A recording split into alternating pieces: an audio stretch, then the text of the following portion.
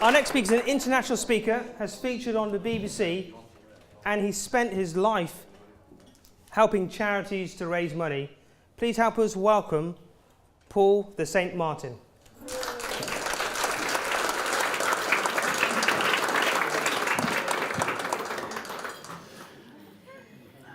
Good evening. Thank you, Bernie. Where's he gone? Oh, he's over there. For a fabulous introduction, I appreciate it. And it's my honour to be here at the Royal Mountbatten. It's a wonderful place. It does superb contributions to people's humanity, and I'm delighted to be sponsoring the evening. So, I may not be politically correct. Is that okay? That could change. You never were. As you're sitting there in your chair, you're probably thinking, the saint. I am a saint. I am registered as a saint. The fascination is how and why. So, is it okay with you if I tell you a little story to embrace what a saint really is? Yes, please. I was born in 1950. That's hard to believe, isn't it? Those of you who can do maths will have worked out, actually, last week, I was 67. Looking good. Thank you. You don't look so bad yourself, Mia. I was born 1950. I was raised in a very, and this is true, I'm not taking a mickey, in a very poor environment. We lived in a little cottage in the middle of a lord's estate. I'm not talking a council estate. My rich friends lived on council estates. We lived in this little cottage, no electricity, no mains water. It was amazingly tough. I had special permission to get to school late because I couldn't get there on time because I had to link all the buses together after I'd walked 2 miles through the woods. Yeah. I had my first pair of shoes when I was 12 years old, and I've still got them. The point is, we were poor. And I think Mum and Dad probably christened me St. John, or St. John, to make me appreciate that I could develop into something really wealthy. Because have you ever heard the name St. John? I only ever heard of it once, and it was a politician, Norman St. John Stevens. And that's the only time I've ever heard the name. So I was christened Paul St. John Martin. And I didn't really know anything about that until about a year ago. I was at a function as a speaker, and I was introduced to another speaker prior to us, if you like, doing our thing. And she was a little posh, you know. And I was introduced to her as Paul St. John Martin. Oh, St. John, she said. Isn't that what they used to call illegitimate children?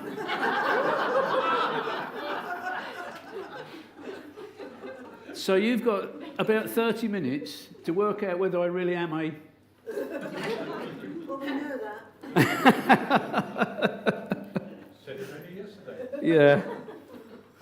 I said I'm going to speak for 30 minutes, but actually you've only got about... We determined where we were this morning. I was with some guys doing some training. We determined how long does it take for you to make your mind up about somebody? 3 seconds. Wow. So I look forward to seeing what happens over the next 30 minutes with regard to that. I want to talk about something really, really serious. The lack of humour that there is abounding today. Is that fair? Yeah. So I might be a little bit touching on some subjects which you've never heard of, because obviously some of you have never laughed, I can see that. I'd like to give you an example. You do judge people, don't you? Or are you not judgmental? I'm very judgmental. I judge people very quickly. 3 seconds, we said, didn't we? And the way to do this is what I call the desert island tea time test. If you were stuck on a desert island and you were coping okay, and then there was a storm and somebody was washed up on the beach, you've got to decide one of 3 things. Would I trust them? Would I tolerate them? Or in fact, would I terminate them?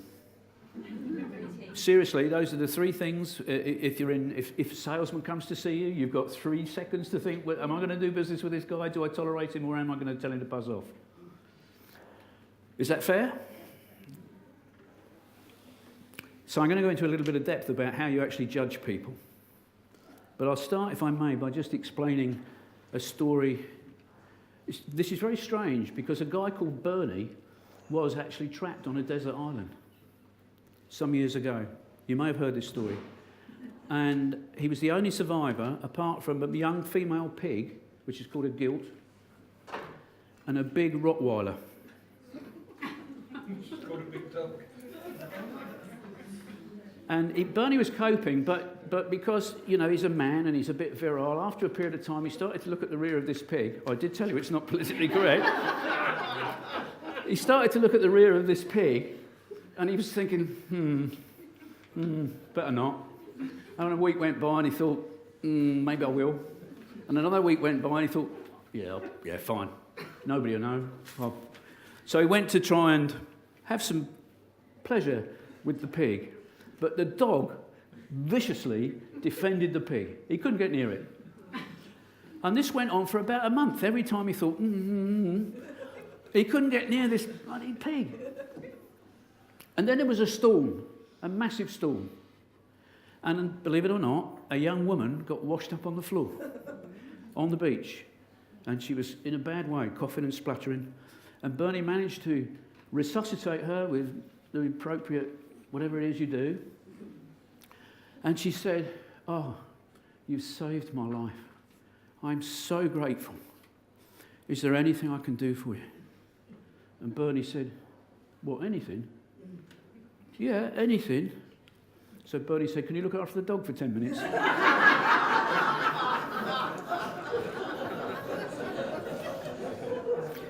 Sorry, Bernie.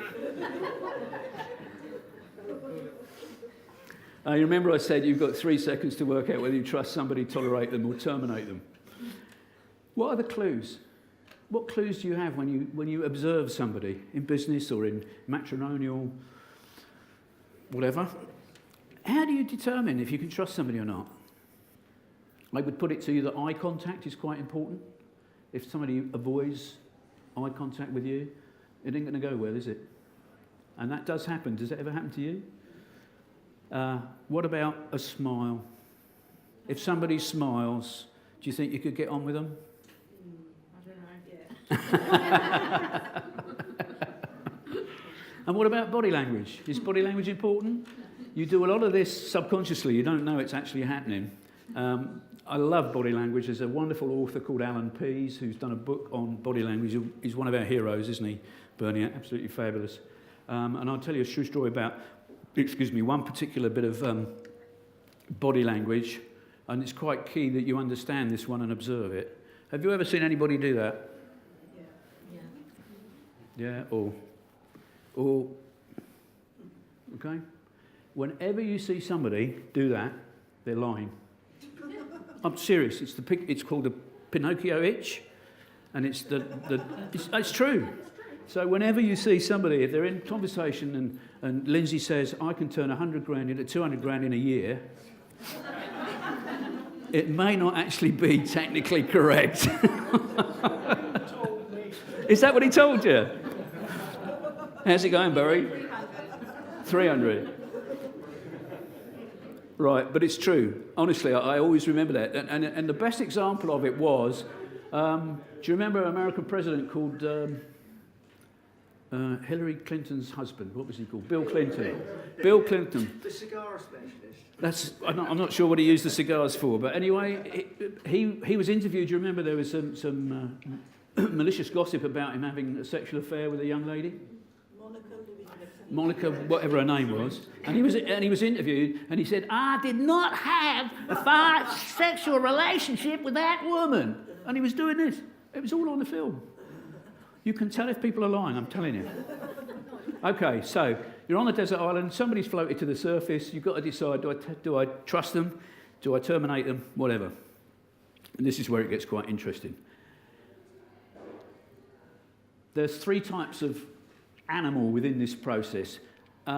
If somebody is a black dog, would you want to spend time? I'm not talking about the black dog that chased the pig. I'm talking about people that are angry and are not comfortable in their skin. Would you know somebody like that? Would you trust somebody that was a black dog? Do you know anybody that's an ostrich? They stick their heads in the sand, metaphorically speaking. And they're the people that go, yeah, whatever. Do you know anybody? You try and challenge them to do something, yeah, whatever. They're ostriches. Or do you know anybody that's a bumblebee? Where's my little bumblebee? My gorgeous granddaughter bought this for me. You can't really see it. What does a bumblebee do? Don't all answer at once, please. I can't. A bumblebee buzzes. It creates a buzz. Do you know any people that create a buzz? No. Why does that not surprise me? Yes. Did you know it's technically, physically impossible for a bumblebee to fly? Can't be done. And yet the bumblebee doesn't know that it can't do that, so it gets on with it. Do you know any human beings that get on with things even when the times are tough? They flap their wings, make a buzz, get on with life. Now, it's quite important that you understand what a bumblebee does.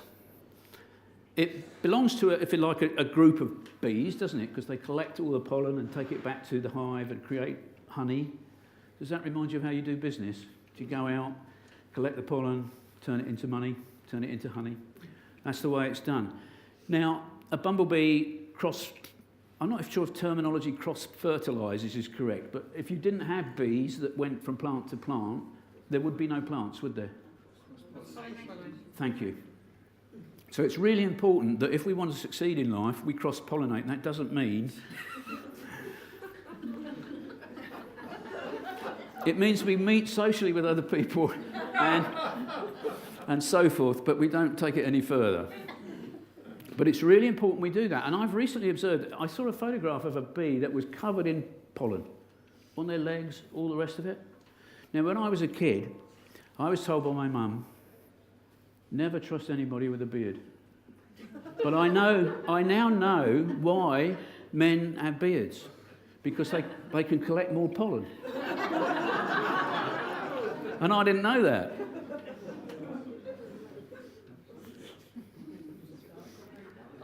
So, I'll move on a little bit if I may. Have any of you ever heard of a satsuma? Yes. Are you looking at my notes? People don't grasp this one. What holds a satsuma together? Who said pith? You're not supposed to do it quite as quickly as that, Anne.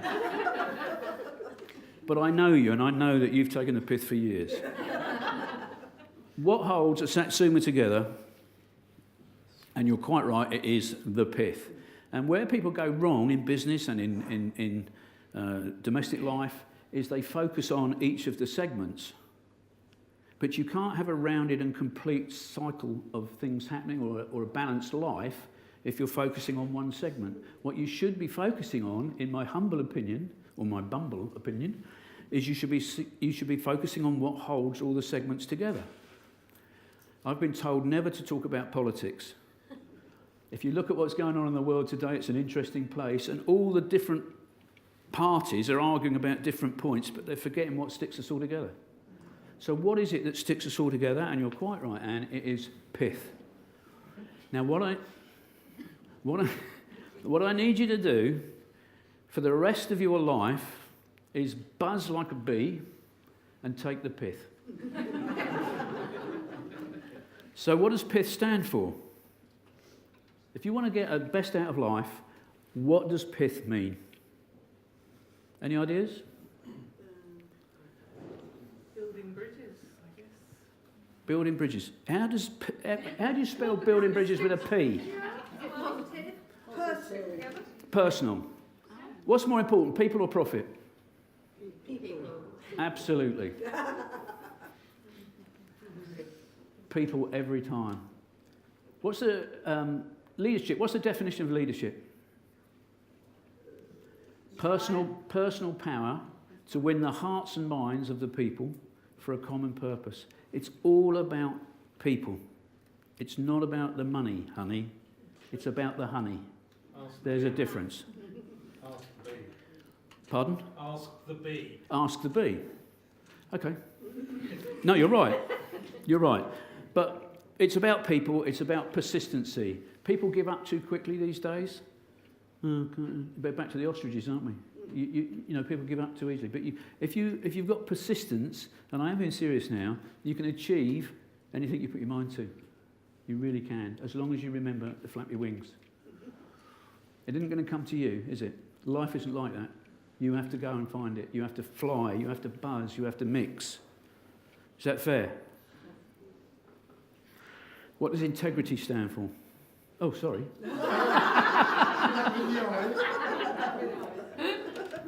Integrity stands for I. So we're into PI, so we're into integrity. Do any of you understand and grasp what integrity is?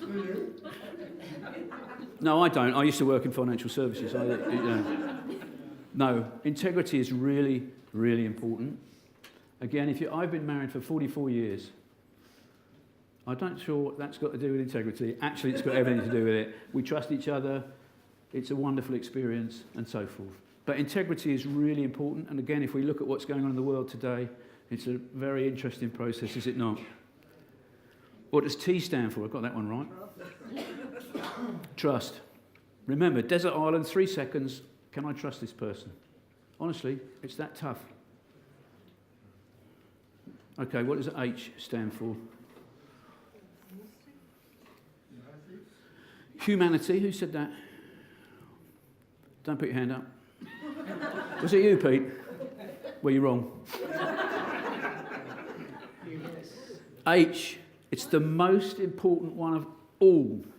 If you haven't got this, you're doomed. You're doomed.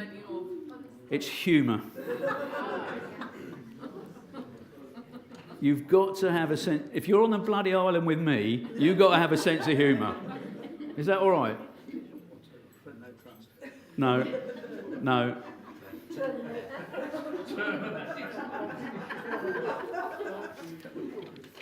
Humour, there's a little adage, isn't there? Humour heals. Have you heard that one? Yeah.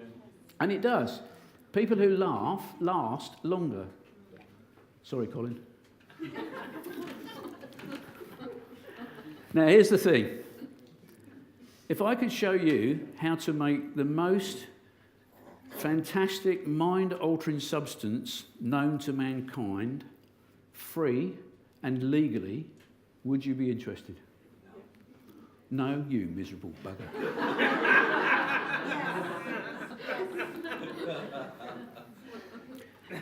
Did you know that laughter creates a chemical inside your brain? It's called endorphin. And it's as powerful as morphine. And I've tried them both. And I can say it is, honestly, if you laugh regularly, you'll be fitter than people that don't laugh. I can't understand why you're so thin, sir. It's just a...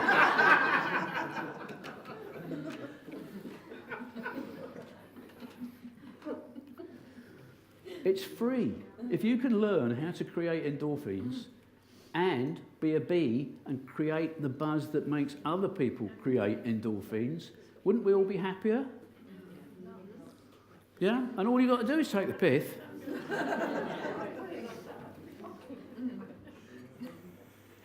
If you could choose, some people I was told by a wonderful leader many years ago, Paul, it's about happiness, health, and wealth.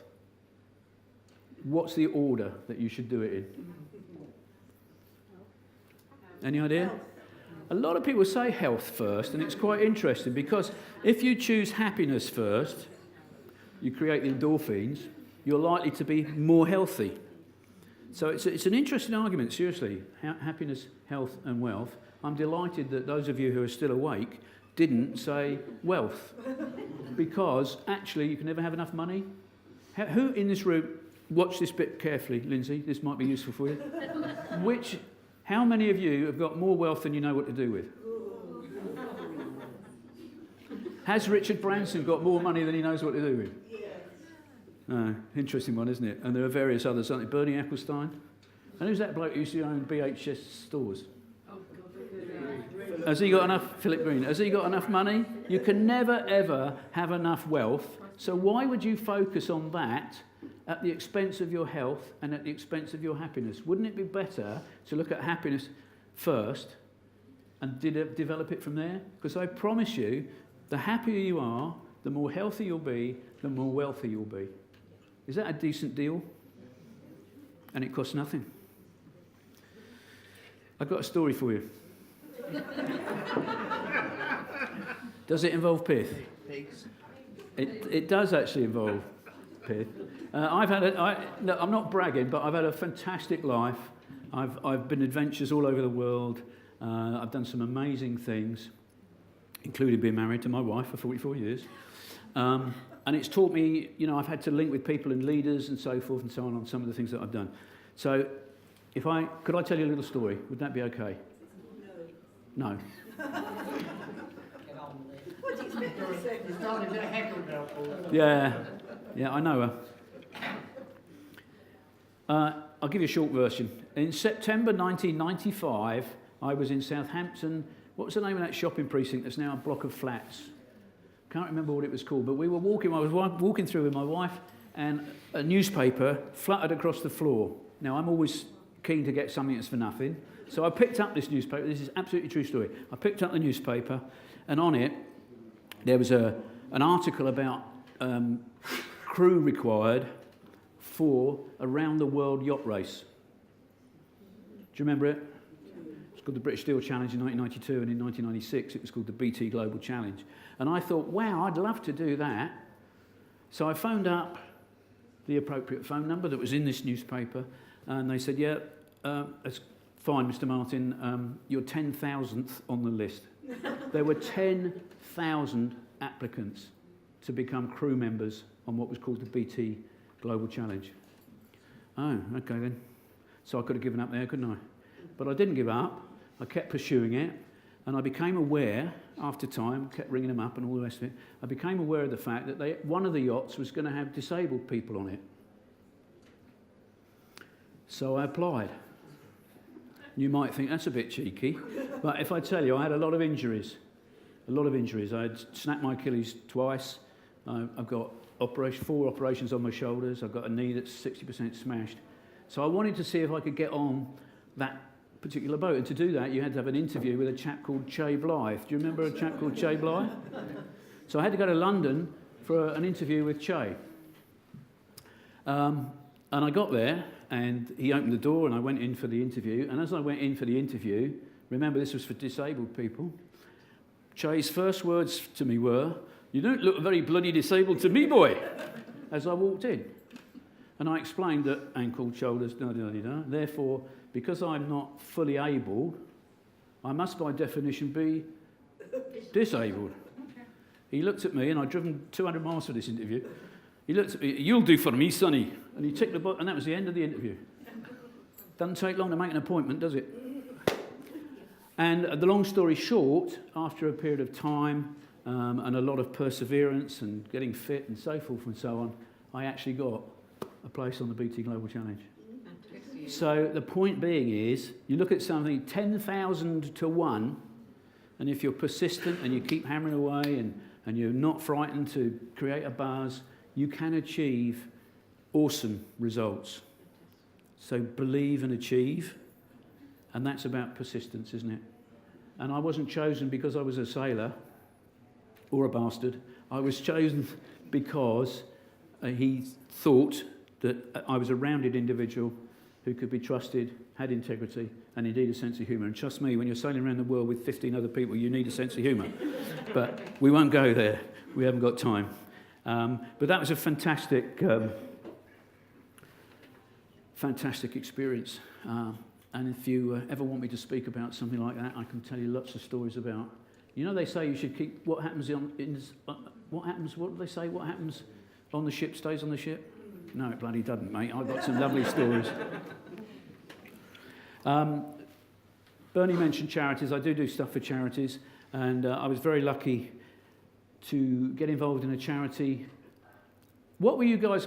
Please, I'm interested to know. What were you guys doing on the 31st of December, 1999?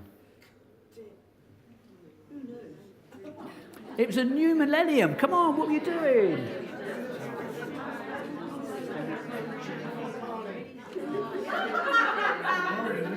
Okay, I can't hear. Right, hang on. So I've started something now. So we'll sort it out later. I saw an opportunity to go to Everest Base Camp for New Year's Eve. Everest Base Camp, New Year's Eve. And again, when I looked into it more deeply, it wasn't going to work because I was the oldest candidate. I was 50 at that time.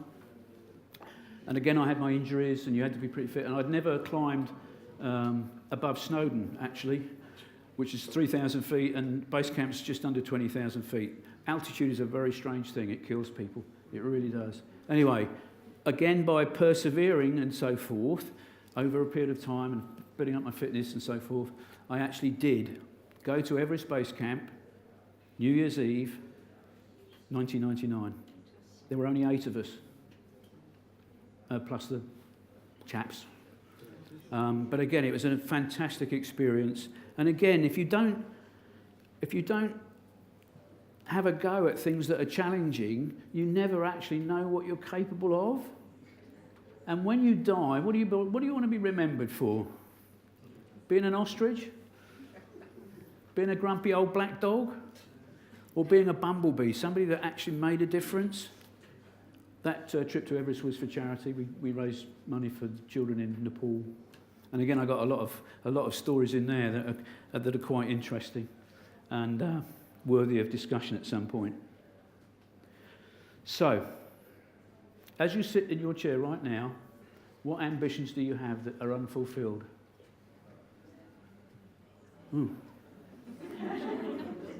I appreciate all the grumpy old card players from Brighton. They'd passed their sell-by date. But you youngsters... I know what your ambition is. We just want to be to win a game.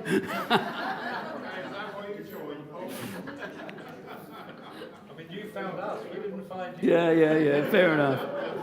Actually, that's a very good point. I am delighted to be part of a card-playing syndicate, not for real money, I have to say. But happiness is not just about laughter. It's about team. You'll be aware of that. If you're a loner, you'll never find happiness.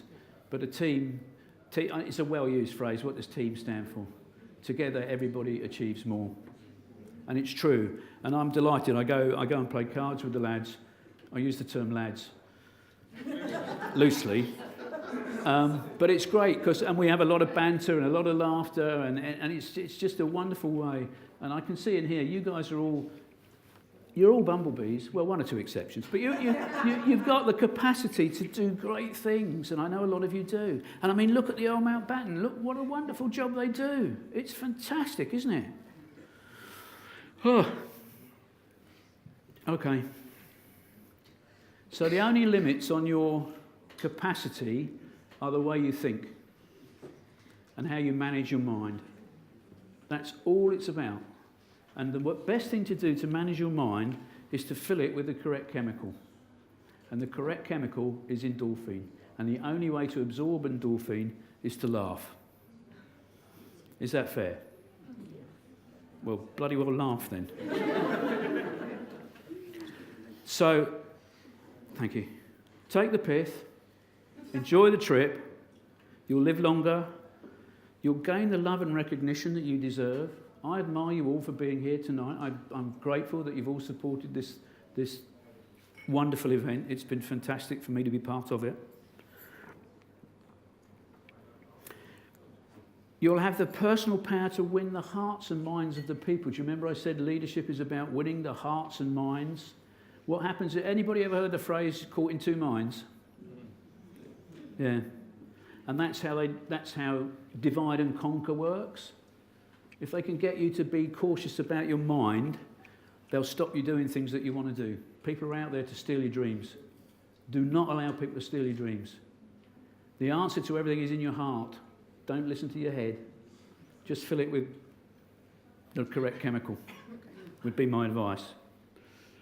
You'll be more, you'll do more, you'll have more. So I challenge you. Take the pith, flap your wings, mix with people. Find the strength in everybody rather than the weaknesses. Don't let somebody else destroy your ability.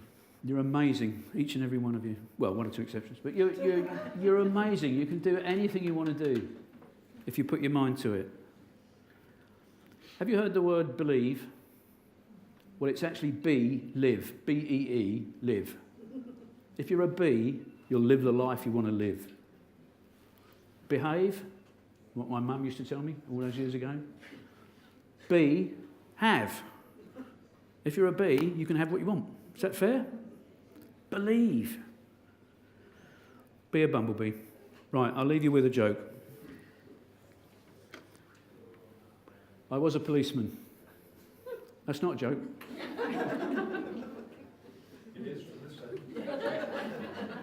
I was actually a police reservist. They were called specials in the old day. And we had the power to arrest and all the rest of it in the old days. Now they're just social security officers, aren't they? But I was on duty one day, and this chap came down the road towards us. I was on with another PC, and he was totally nude. He didn't have no clothes on at all. This was in Wilton, near Salisbury, rural place. So we sort of stopped the chap and said, "Excuse me, you've got no clothes on. What on earth's going on?" He said, "A bit complicated," he said. So we took off our hats and covered him up and walked him down the station, made him a cup of tea and said, "Look, this is not on. Explain to us what's going on." Well, he said, and Jeff, it's interesting you mentioned your combine harvester, because before combine harvesters was threshing machines. Do you remember the old threshing machines? And this farmer, he was called Jeff, that's very strange, isn't it? So this farmer, Jeff, was no clothes on, and we got him down the neck. And he said, and we said, "Come on, explain to us what you're doing." And he said, "Well," he said, "I got this threshing machine at home. It threshes the corn." And so he said, "It's harvest time and I needed some help. So I haven't got any members of staff, so I went down the local, what do you call it, where you go, job centre." And he said, I asked down there if there's anybody that could help me for the day on the threshing machine. And the only person available was a young lady called Tamara. No, it's not true. Do you want me to hold your dog? So he said, we agreed Tamara was capable and physically fit and all the rest of it. So she came back to the farm and I explained what we had to do, and you put the corn in one end and the thing thrashes it, and the straw comes out one side and the grain comes out the other. And we did this, and she was working extremely well with me. It was no problem at all. And then after about a quarter of an hour, she came over to me and she said, "Look, it's awfully warm, Farmer Jeff. Do you mind if I take off my jacket?" No, of course, if you're warm. She said, "Actually, you're starting to sweat a bit. Why don't you take your jacket off?" Which I did. And this went on for about 10 minutes, and then she came back after a period of time, and she said, "You know what, it's getting really, really warm. Do you mind if I take off my blouse and my trousers? And why don't you do the same? Because I can see you're getting warm, see?" So I did the same. And then after about a quarter of an hour, she took all the clothes off and laid in the straw. And she said to me, "There you are, Farmer Jeff. Why don't you go to town?" And here I am.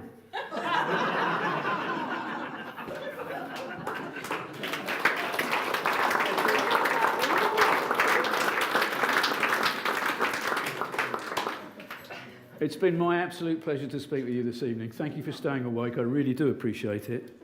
My name is The Saint. You've had 30 minutes to work out if I'm a bastard or not. And I'd just like to thank you all for coming to this event. And from now on, it's take your money out and help us with all the charity work. Is that okay? Yeah. Thank you very much indeed. Thank you, Paul. The Saints.